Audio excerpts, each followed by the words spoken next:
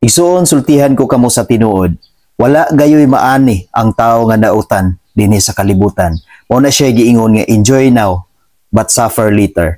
Ang tao nga magpabilin sa pagkadautan, wala gayud siya maani dinhi sa kalibutan.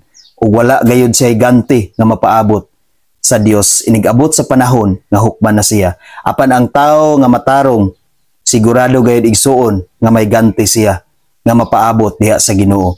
Sigurado gayud igsuon nga adunay reward nga ihatag ang Dios sa iyang pagkamatarong dinhi sa kalibutan. Panultihon 11 bersikulo 18. Sa pagkatinuod, wala gayoy maani ang taong dautan.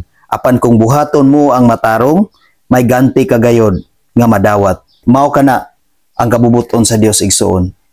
Nga gusto niya nga magkinabuhi kita nga matarong dinhi sa kalibutan. Aron aduna kitay ganti nga ma-receive gikan niya. Dili kita magkinabuhi nga sukwahi ngadto kaniya. Tungod kay kung magpabilin kita sa atong pagkadautan dinhi sa kalibutan, wala gayud kitay mapaabot nga ganti ngadto sa Dios. Maong sa kanunay igsuon, magkinabuhi kita nga makapahimuot ug magpasidungog kanunay sa Dios ug magbuhat sa iyang kabubuton. Amen. God bless sa tanan.